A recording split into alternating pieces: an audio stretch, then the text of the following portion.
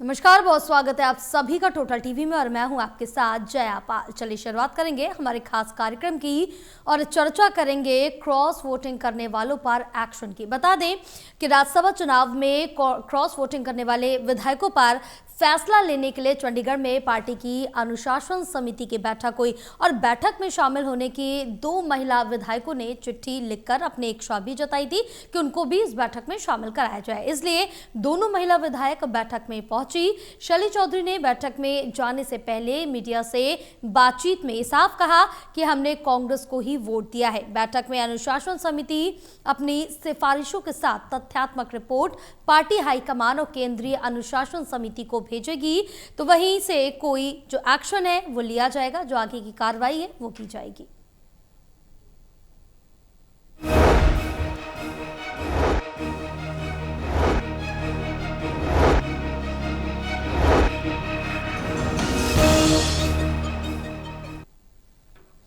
तो इसी को लेकर चर्चा करेंगे। राज्यसभा चुनाव में क्रॉस वोटिंग के बाद हरियाणा में किस तरह से कलह देखने को कांग्रेस के अंदर मिल रही है। हमारे साथ खास मेहमान भी जुड़ चुके हैं, associate editor doctor Mahesh Kumar, associate editor Devendra Kathuria और वरिष्ठ पत्रकार वीरेंद्र सोनी जी हमारे साथ जुड़े हैं। आप सभी का बहुत स्वागत है हमारे खास कार्यक्रम में। चर्चा की शुरुआत करेंगे, लेकिन उससे पहले दिखाएंगे एक रिपोर्ट।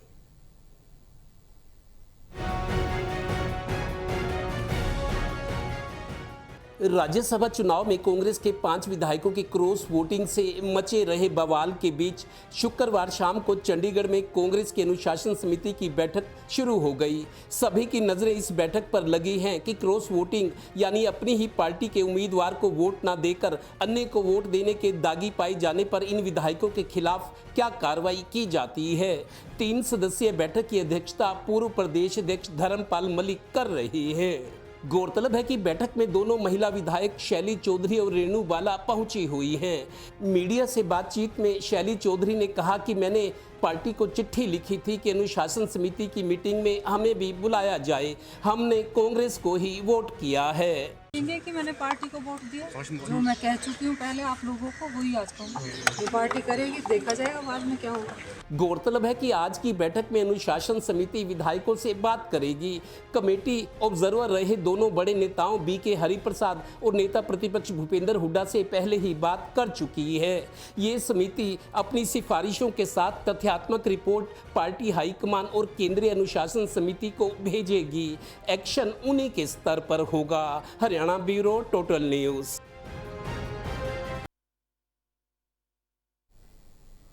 तो चलिए चर्चा की शुरुआत करते हैं। देवेंद्र, सबसे पहले आपके पास आऊंगी, क्योंकि जिस तरह से देखिए जो राज्यसभा चुनाव हुए थे हरियाणा में क्रॉस वोटिंग को लेकर लगातार कांग्रेस के अंदर कलह देखने को मिल रही है और ये मुद्दा अभी भी सुलझ नहीं पाया। हालांकि उनका जो यहाँ पर जीत ज़रूर कांग्रेस को मिली है, लेकिन वो जीत का जश्न नहीं मना पाए। शुरुआत से लेकर अंत तक अभी भी कलह देखने को मिल रही है।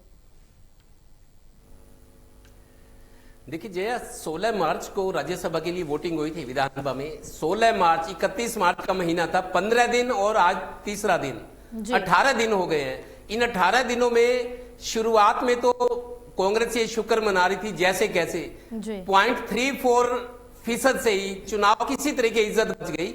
लेकिन उसके बाद जो पार्टी में जो हाहाकार मचा, जो असंतोष था, बयानबाजी शुरू हुई, आरोप प्रत्यारोप हुए, ये 18 दिन उन्हीं में गुजरे हैं। आज मीटिंग हुई है, 4 बजे मीटिंग हुई, थोड़ा सा लेट हुई है, चंडीगढ़ में शायद अब भी चल रही है, ये खत्म होने वाली होगी।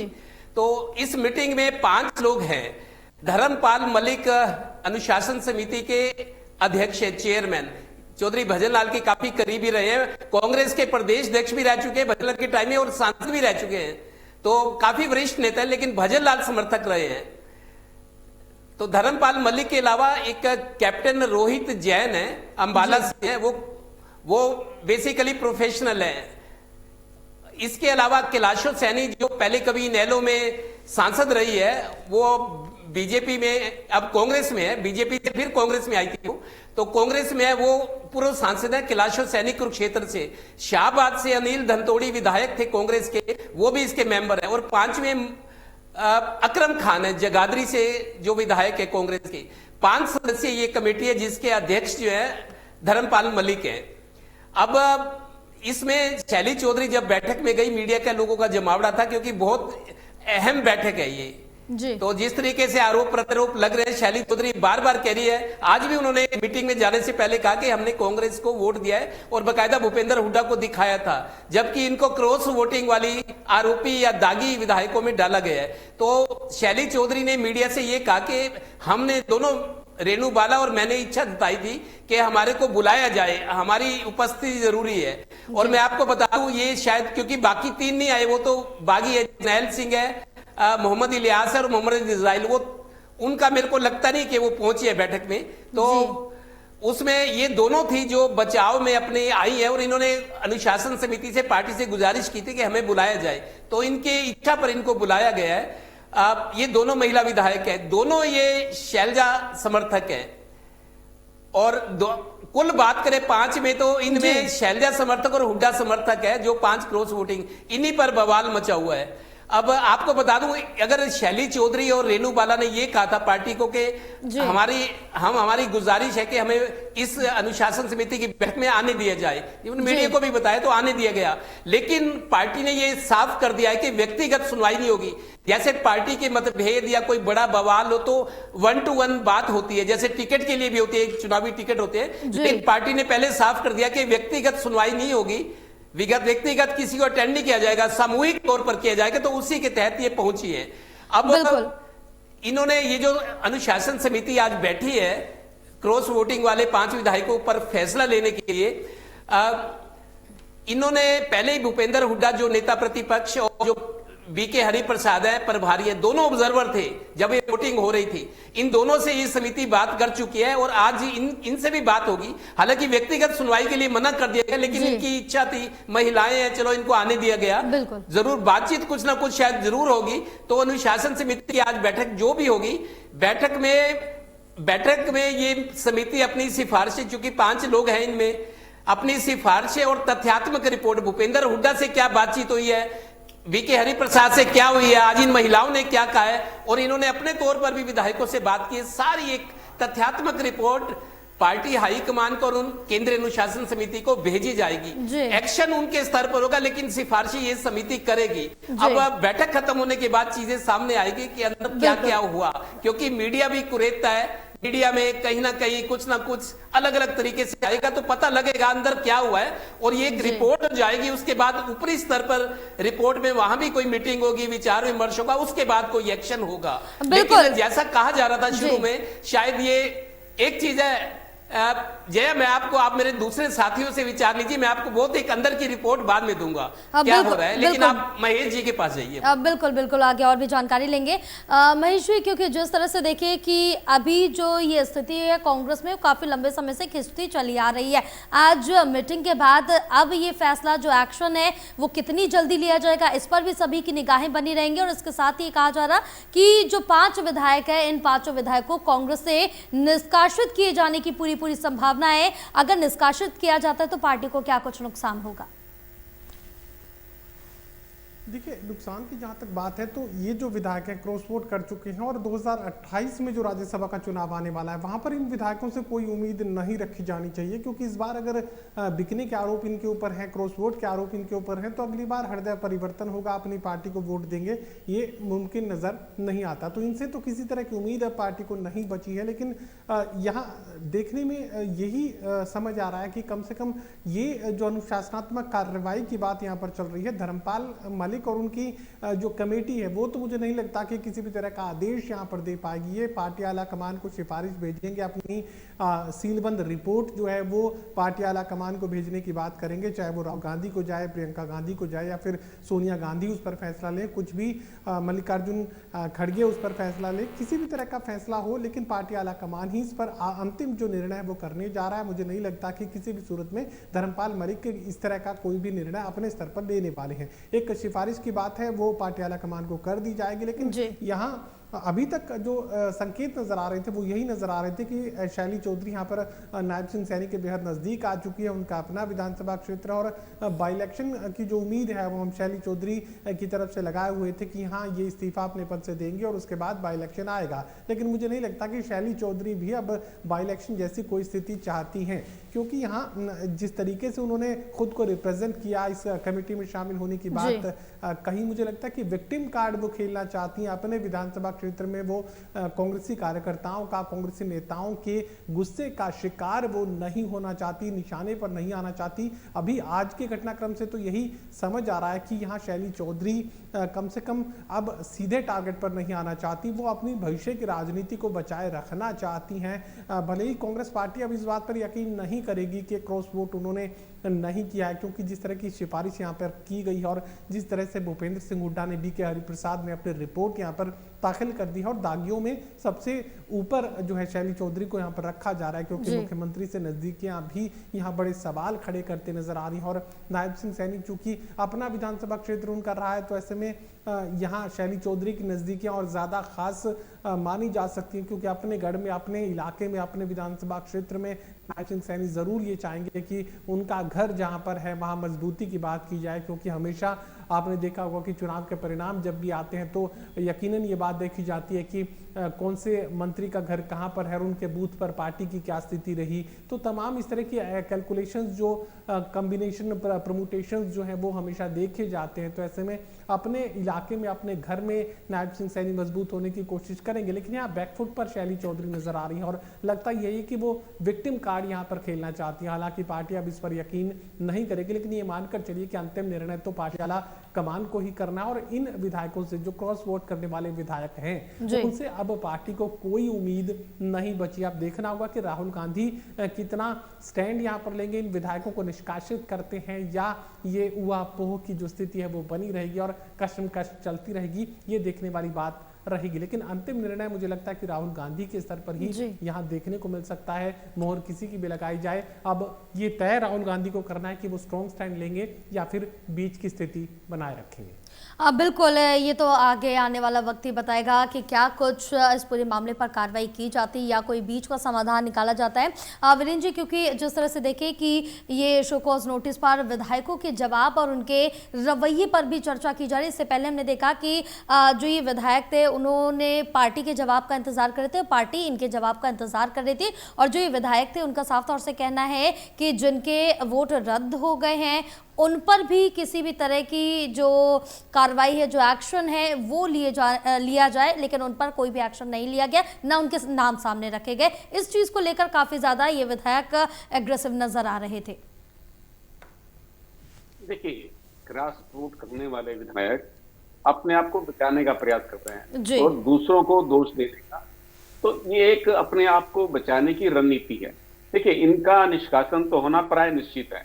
ये बात ठीक है कि प्रदेश समिति जो है, प्रदेश अनुशासन कमेटी, वो केंद्र को रिपोर्ट देगी और केंद्र फैसला लेगा, और फैसला भी संभावित ही है कि निष्कासन तो होना ही है, क्योंकि उड़ीसा के अंदर जिन 3 विधायकों ने क्रॉस वोट किए थे कांग्रेस के, उनका निष्कासन हो चुका है।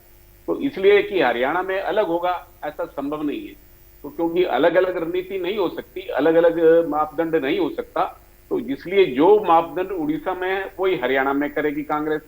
और अब जब इनका निष्कासन हो जाएगा तो ये विधायक तो बने रहेंगे। अब इन पर जो लागू होगा कि जो पार्टी का व्हिप होगा, जब कभी विधानसभा में पार्टी का व्हिप होगा, जारी होगा, जब मतदान की स्थिति आएगी, तब उनका व्हिप का पालन करना जरूरी है। और इधर देखा जाए कि सरकार को कोई खतरा है नहीं, सरकार के पास पर्याप्त बहुमत है, 3 निर्दलीय विधायकों का समर्थन प्राप्त है, तो इसलिए तब की अभी कोई जल्दबाजी है नहीं, और अभी कोई उपचुनाव कोई झेलना नहीं चाहता, कोई स्वयं तो इस्तीफा देने वाले नहीं है, क्योंकि अगर अपने ऊपर दोष लेने को भी तैयार नहीं है।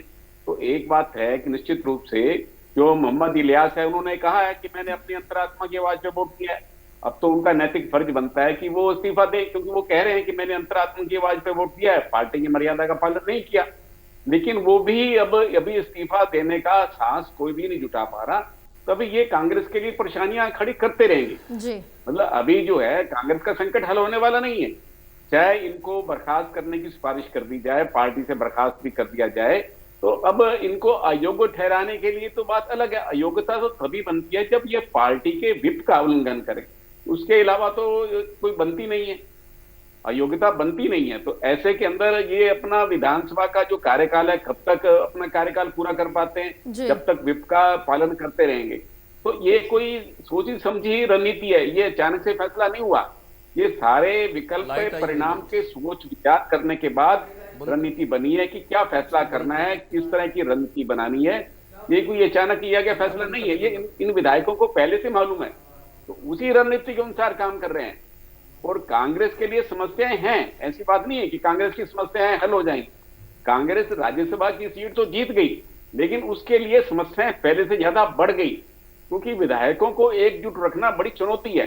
अगर ये जो 5 विधायक हैं, क्योंकि सत्तारूढ़ दल से लाभ लेने का प्रयास करेंगे, सरकार से लाभ लेंगे, अपने क्षेत्र में विकास कार्य कराएंगे, अपना व्यक्तिगत लाभ भी लेंगे। जो कांग्रेस के दूसरे विधायक हैं तो उनको भी रहेगा, क्योंकि उनको भी अपने इलाके में काम कराने हैं, व्यक्तिगत भी रुचि हो सकती है, सबका अपना अपना स्वार्थ हो सकता है। तो कांग्रेस के लिए तो संकट है ही है, ये रहने वाला, ये हल होने वाला है नहीं जी। तो अब 2088 में भी जो राज्यसभा की 2 सीटें होंगी, उस पर भी कांग्रेस की संभावना पर प्रश्न चिन्ह तो लगेगा, निश्चित रूप से लगेगा। जब 37 विधायक को एकजुट नहीं रख सके, तो 5 विधायक अगर चले भी जाएंगे तो उसके बाद तो कांग्रेस की समस्या और बढ़ेंगी। तो इसलिए अभी ये मामला हल होने वाला नहीं है और भारतीय जनता पार्टी कांग्रेस को एकजुट होने नहीं देगी। हालांकि भारतीय जनता पार्टी के प्रदेश अध्यक्ष मोहनलाल बड़ौली कह रहे हैं कि हमारी इसके अंदर कोई भूमिका नहीं है, लेकिन कोई इस तथ्य को स्वीकार नहीं करेगा। तो इसलिए कांग्रेस जो है उसके लिए समस्याएं हैं, संकट है। अब भूपेंद्र सिंह हुड्डा और राव नरेंद्र पर ये जिम्मेदारी है, और जो कांग्रेस के दूसरे नेता हैं, ये इन 2 पर ही जिम्मेदारी नहीं आती। जो कांग्रेस के दूसरे नेता हैं, कुमारी शैलजा है, रणदीप सुरजेवाला, उनकी भी उतनी जिम्मेदारी है कि पार्टी को एकजुट रखें। तो इसलिए अब आने वाले समय में कांग्रेस क्या रणनीति अपनाती है, कांग्रेस को सड़क पर आकर लड़ाई लड़नी है, जनता की सहानुभूति भी लेनी है। तो कांग्रेस को एकजुट रहते हुए जनता की सहानुभूति लेने के लिए क्या कारगर कदम उठाते हैं, तो ये पार्टी हाईकमान की भी चिंता का विषय है और प्रदेश हाईकमान का।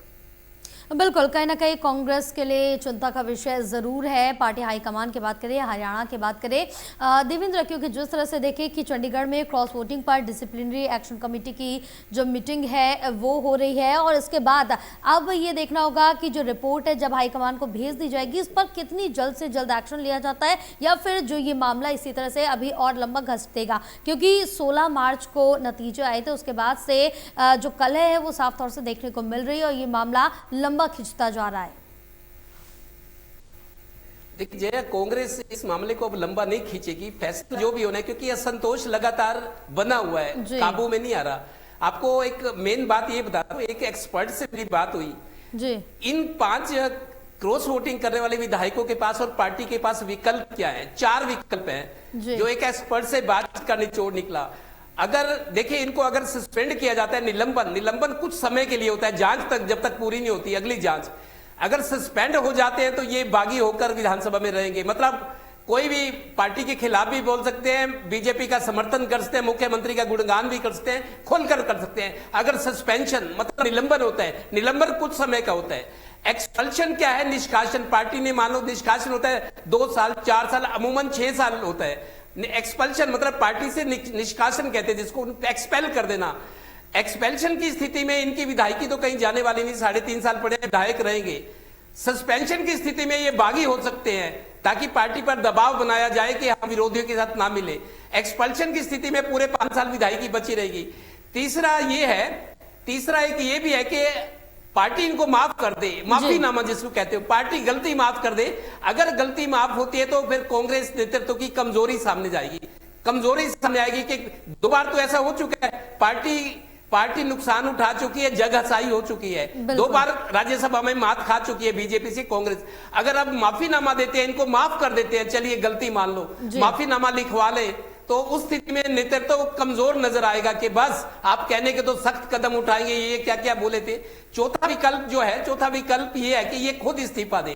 खुद इस्तीफा देने का मतलब आपकी सीट खाली, बिल्कुल, मतलब सीट खाली, आप विधायक नहीं हो और मतलब वहां पे उपचुनाव होगा। तो इसमें देखिए, इस्तीफा देने से कोई भी विधायक बचेगा, इस्तीफा नहीं देंगे वो, चाहे पार्टी एक्सपेल करे या सस्पेंड करे या फिर पार्टी उनको माफीनामा दे दे।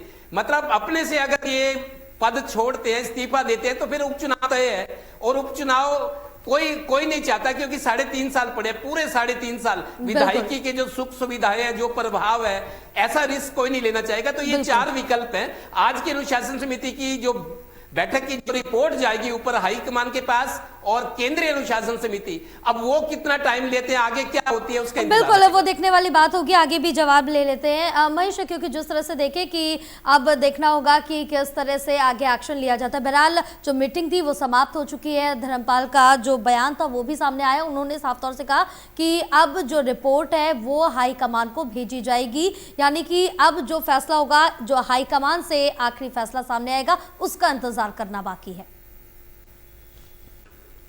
देखिए, धर्मपाल मलिक ये बखूबी जानते हैं कि अगर वो खुद अपने स्तर पर फैसला करेंगे तो बहुत सारे सवालों से वो घिर सकते हैं। तो अपने स्तर पर फैसले की उम्मीद तो उनसे थी भी नहीं और वो ऐसा करेंगे भी नहीं। यहाँ पार्टी आला कमान से ही इस पूरे घटनाक्रम को लेकर आखिरी फैसला करवाया जाना, और यहाँ चूंकि गुटों में कांग्रेस बटी हुई है तो ऐसे में यहाँ एक अलग तरह की परेशानी सामने आती है कि आपने भूपेंद्र सिंह हुड्डा के समर्थकों को किस तरीके से ट्रीट किया, आपने शैलजा समर्थकों को किस तरीके से ट्रीट किया, कहीं किसी को गलत तरीके से निशाने पर तो नहीं ले लिया गया, कहीं कोई गलत पहचान तो नहीं कर ली गई, कहीं कोई साजिश तो किसी के खिलाफ नहीं कर ली गई। ये तमाम सवाल पैदा होंगे और इन सवालों से बचने के लिए धर्मपाल मलिक ये बखूबी अपने काम को अंजाम यहाँ देते हुए नजर आ रहे हैं कि वो पार्टी आला कमान को पूरी रिपोर्ट जो है, गोपनीय रिपोर्ट एक तरीके से आप कह सकते हैं, वो पुलिंदा बांध कर भेज देंगे। अब अंतिम निर्णय जो है पार्टी आला कमान खुद करे, इन्हें पार्टी में रखे, इन्हें माफीनामा दे, इन्हें सस्पेंड करे या निष्कासित कर दे, ये आखिरी फैसला पार्टी आला कमान पर छोड़ देंगे, जिससे अंदरूनी जो परिस्थितियां हैं, भारतीय जनता पार्टी जिस तरीके से कहती है कि गुटों में बटी कांग्रेस, और यकीनन गुटों में बटी हुई कांग्रेस है, और मैं तो अक्सर कहा करता हूं कि यहाँ कांग्रेस पार्टी को हरा देती है, भारतीय जनता पार्टी को हराने की जरूरत नहीं पड़ती। तो ऐसे में जब इस तरह की विघटन की स्थिति पार्टी के अंदर पहले से बनी हुई है और हार का सबसे बड़ा कारण ही हो कि कांग्रेस पार्टी को हरा दे, तो ऐसी परिस्थितियों में किसी भी तरह की अनुशासनात्मक कार्रवाई जो है वो प्रदेश के स्तर पर मुमकिन नहीं है। तो ऐसे में आप पार्टी आला कमान को ही आखिरी फैसला लेना होता है ताकि बाद में उस निर्णय से पीछे हटने की स्थिति पैदा ना हो और किसी भी तरह के असंतोष की जो स्थिति है वो पैदा ना हो और एक दूसरे को नेता जो है वो निशाने पर नहीं ले, ये भी सुनिश्चित करना पार्टी के लिए बेहद जरूरी इस वक्त बना हुआ है। बिल्कुल, क्योंकि कांग्रेस में हमने अगर हरियाणा का जिक्र करें तो असंतोष लगातार देखने को मिला, अंतःकलह लगातार देखने को मिला। यहाँ पर कांग्रेस की तरफ से, हाईकमान की तरफ से लगातार कोशिशें की गई इन मुद्दों को सुलझाने की और संगठन की मजबूत हो, इसकी तमाम कोशिशें की गई। वीरेंद्र जी, क्या कुछ लगता है अगर यहाँ पर जो फैसला है, जो कार्रवाई है वो हो जाती है, उसके बाद एक बार फिर से कांग्रेस को एकजुट करने में क्या कोई नई रणनीति, नई ताकत हाईकमान की तरफ से लगाई जाएगी? देखिए, अभी तो कांग्रेस अपने अंतर्द्वंद में बिजली हुई है जी। और ये देखिए, जो प्रदेश अनुशासन समिति है उसको कोई अधिकार ही नहीं है कि किसी विधायक को निलंबित या निष्कासित करे। ये अधिकार केंद्र का है, तो केंद्र अपने अधिकार का प्रयोग करेगा। तो निष्कासन तो इनका तय है, इसमें कोई इफ एंड बट नहीं है। और आगे की रणनीति क्या रहेगी? देखिए, अब ये जो विधायक क्रॉस वोट करने वाले हैं, ये अपनी नीति के अनुसार नहीं चलेंगे, ये भारतीय जनता पार्टी की रणनीति के अनुसार चलेंगे। तो इसलिए अभी तक तो कोई ऐसी संभावना है नहीं निकट भविष्य में कि उपचुनाव हो। तो ये विधानसभा के अंदर और राज्य में बाहर भी जितने भी कार्यक्रम होंगे तो भारतीय जनता पार्टी के समर्थन में बोलते रहेंगे, मुख्यमंत्री के पक्ष में बोलते रहेंगे और कांग्रेस के लिए परेशानी खड़ी करते रहेंगे।